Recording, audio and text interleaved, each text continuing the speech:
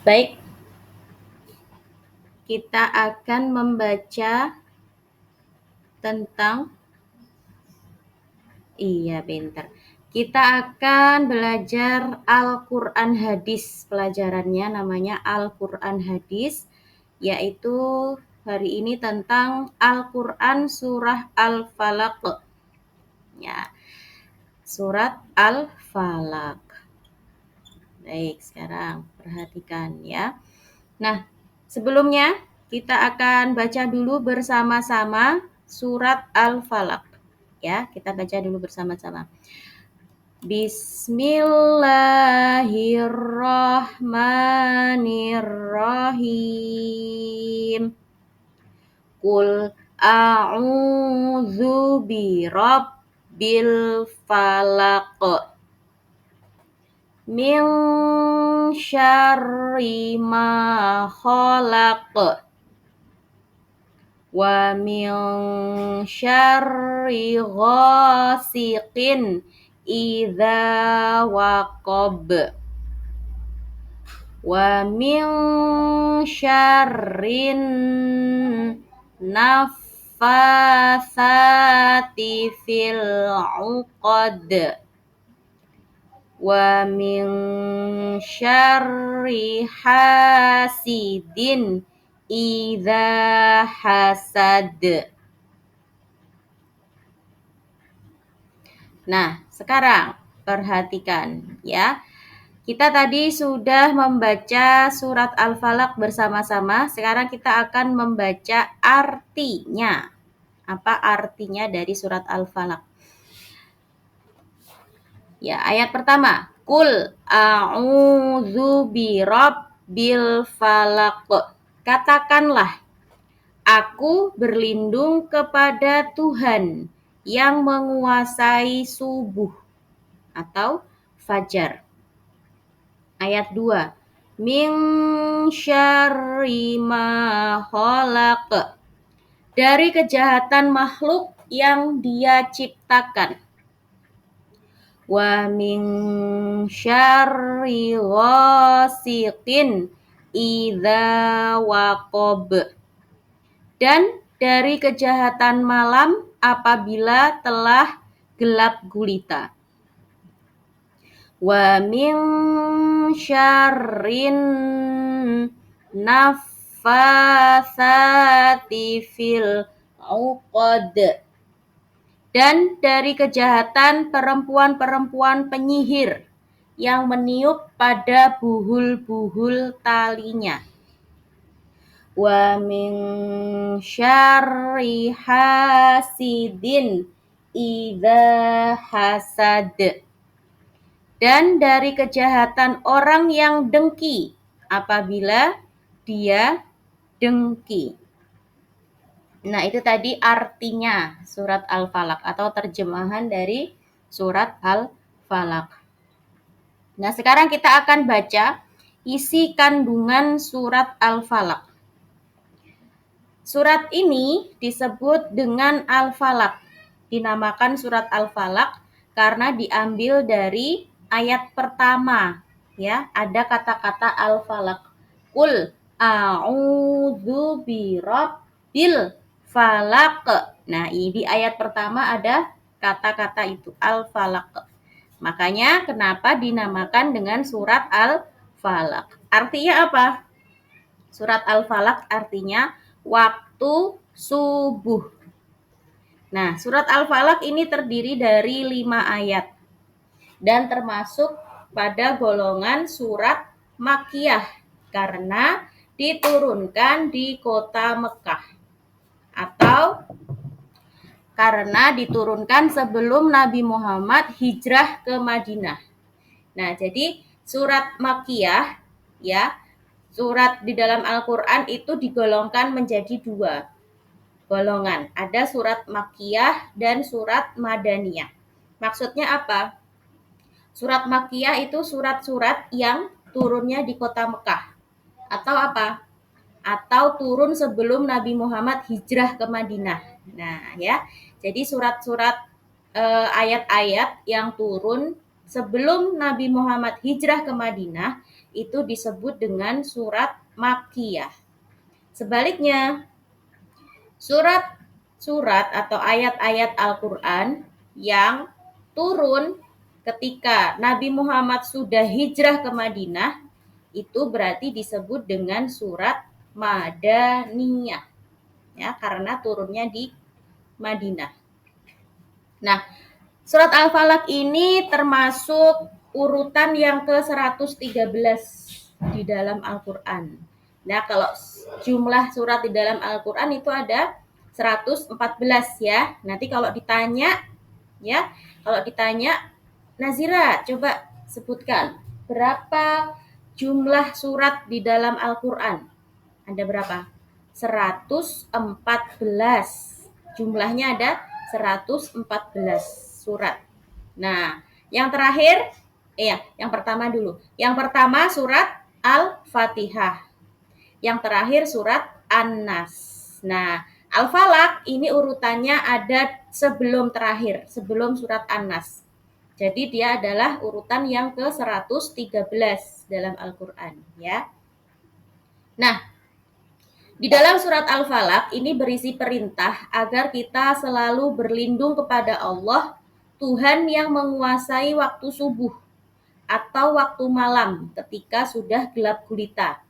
Berlindung kepada Allah dari segala kejahatan orang-orang yang jahat, seperti tukang hasad atau orang yang dengki, ya. Dengki itu dendam. Maksudnya orang dengki itu orang yang tidak suka melihat kita bahagia. Kan ada orang-orang yang seperti itu, ya. Orang yang selalu iri, hatinya itu selalu iri, nggak bisa melihat orang lain itu bahagia. Nah, kalau ada orang yang bahagia, dia nggak suka. Ini namanya orang yang suka hasad. Nah, kita harus berlindung dari orang-orang yang semacam ini. Orang yang dengki itu adalah orang yang tidak suka jika orang lain merasakan nikmat. Ada loh orang yang seperti ini tuh. Misalnya tetangganya beli mobil baru. Wah, dia nggak suka nih. Wah, pasti mobilnya itu hasil ngutang. Pasti uangnya itu uang haram, katanya gitu. Ada orang yang seperti ini. Nggak suka melihat orang lain senang. Itu namanya orang yang pendengki. Orang yang dengki. Nah, kita harus berlindung dari orang-orang yang seperti ini. Surat An-Nas dan surat Al-Falaq itu adalah dua surat yang disebut dengan surat Mu'awwidzatain. Nah, diingat-ingat nih. Surat Mu'awwidzatain itu artinya dua surat yang berisi permintaan atau permohonan untuk dilindungi kepada Allah. Ya. Surat Mu'awwidzatain artinya dua surat yang berisi meminta perlindungan kepada Allah dari segala kejahatan. Apa saja dua surat ini? Surat An-Nas dan surat Al-Falaq. Nah, itu ya, diingat-ingat ya. Surat An-Nas dan surat Al-Falaq. Ini berisi doa memohon perlindungan kepada Allah dari segala macam kejahatan. Nah, oke, kesimpulannya apa? Surat Al-Falaq ini terdiri dari 5 ayat, termasuk golongan surat Makkiyah, karena turun di kota Mekah atau sebelum Nabi Muhammad hijrah ke Madinah. Surat ini termasuk surat dengan urutan yang ke-113. Urutannya kalau di Al-Quran, nanti coba silahkan dibuka.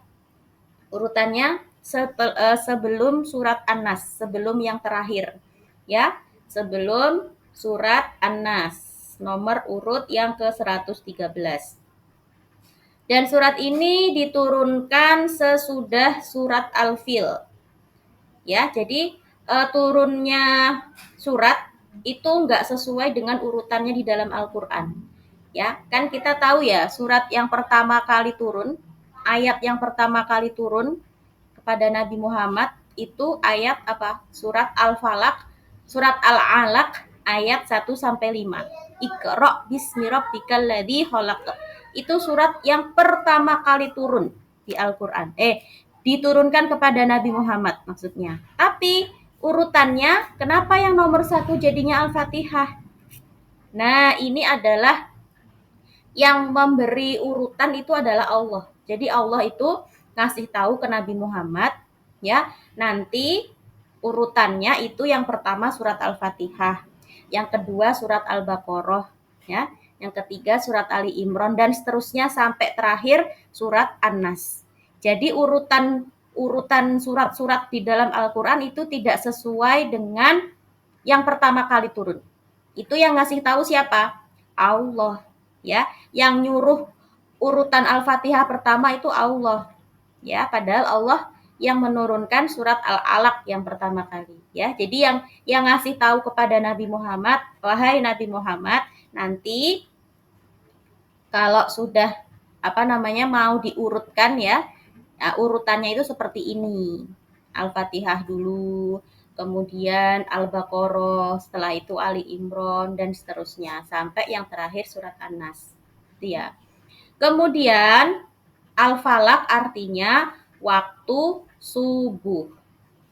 Dalam surat Al-Falaq ini berisi perintah agar kita sebagai orang yang beriman agar selalu berlindung kepada Allah dari segala macam kejahatan.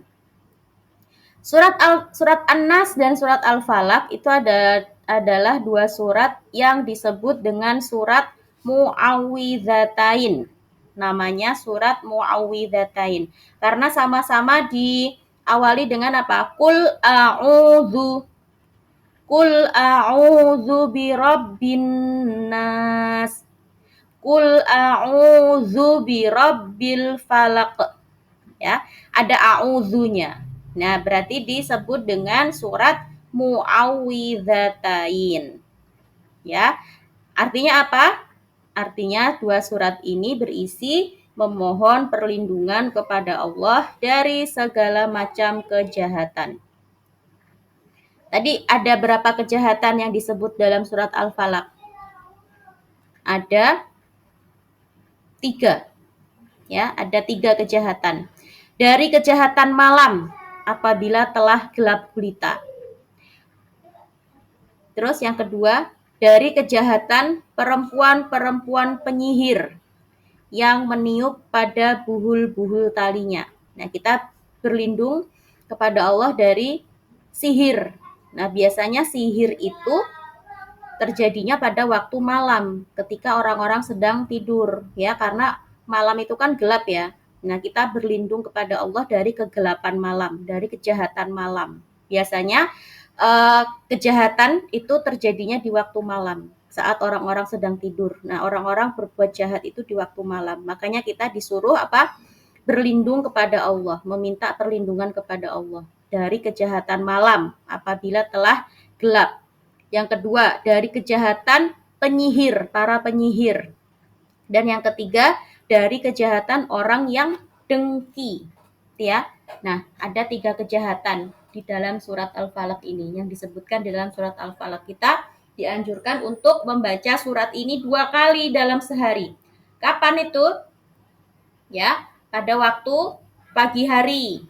Nah, pada waktu pagi hari setelah sholat subuh kita baca surat ini, An-Nas dan Al-Falaq sebagai perlindungan. Kemudian ketika petang, ketika sudah masuk waktu malam, ya berarti saat sholat maghrib sudah mulai hari berganti dari terang ke gelap. Nah, kita membaca surat ini Al-Falaq dan surat An-Nas supaya apa? Kita terlindung dari segala macam kejahatan. Itu ya, paham ya? Hikmah khairun nasi anfa'uhum linnasi. Ini adalah hadis riwayat Bukhari. Sebaik-baik manusia. Sebaik-baik manusia adalah orang yang paling bermanfaat bagi yang lain. Ya, jadi kalau kita mau menjadi orang yang bermanfaat, maka kita harus bermanfaat untuk orang lain. Ya, jangan menjadi pengganggu buat orang lain. Nah, sebaik-baik manusia adalah orang yang paling bermanfaat buat yang lainnya. Baik, cukup sampai di sini dulu pelajaran kita untuk hari ini. Insya Allah nanti kita lanjutkan di pertemuan berikutnya, ya.